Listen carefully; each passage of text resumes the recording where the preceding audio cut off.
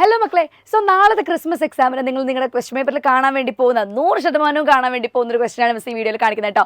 എന്താണ് ഒരു നോട്ടീസ് അല്ലെങ്കിൽ ഒരു ഇവന്റ് ഇൻവിറ്റേഷൻ നിങ്ങളോട് ചെയ്യാൻ വേണ്ടിയിട്ട് ഉറപ്പായിട്ടും പറയുന്നതാണ് മിസ്സും തോന്നുന്നത് കേട്ടോ. സോ അങ്ങനെ ഒരു ഇവന്റ് ഇൻവിറ്റേഷൻ അല്ലെങ്കിൽ ഒരു നോട്ടീസ് ചോദിക്കുന്ന സമയത്ത് നിങ്ങൾ എന്തൊക്കെ കാര്യങ്ങൾ ശ്രദ്ധിക്കണം?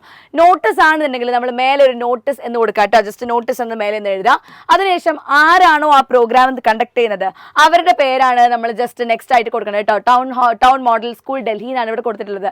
അടുത്തത് പ്രോഗ്രാം എന്താണോ, ആ ഇവന്റ് എന്താണോ അത് നമ്മൾ ഇവിടുത്തെ ഒരു ടൈറ്റിൽ ആയിട്ട് കൊടുക്കണം. ഇവന്റിനെ നമ്മൾ ടൈറ്റിൽ ആയിട്ട് കൊടുക്കണം.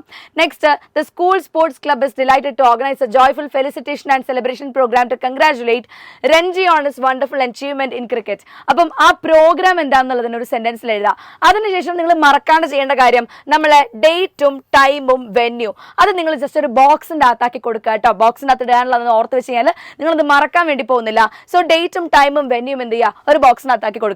അതിനുശേഷം നമ്മൾ എല്ലാവരും വെൽക്കം ചെയ്തുകൊണ്ട് എല്ലാവരും ഇൻവൈറ്റ് ചെയ്തുകൊണ്ട് നമുക്ക് പറയാം, all students are warmly invited to join this happy occasion and cheer our talented young cricketer, all are welcome എന്ന് പറഞ്ഞിട്ട് എൻഡ് ചെയ്യുക കേട്ടോ.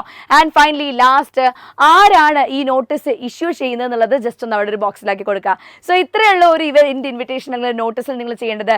ഇതേപോലത്തെ കൂടുതൽ ക്വസ്റ്റ്യൻസ് നിങ്ങൾക്ക് വേണം എന്നാണെന്നുണ്ടെങ്കിൽ നിങ്ങൾ ഉറപ്പായിട്ടും നമ്മുടെ ചാനൽ നിങ്ങൾ ഒന്ന് ഫോളോ ചെയ്യുക. അതേപോലെ തന്നെ ലിങ്ക് എന്നൊന്ന് താഴെ കമന്റ് ചെയ്യുക കേട്ടോ. അപ്പൊ നിങ്ങൾക്ക് എന്താണ് ബാക്കിയുള്ള കൂടുതൽ ക്വസ്റ്റ്യൻസ് അവിടെ കാണാം.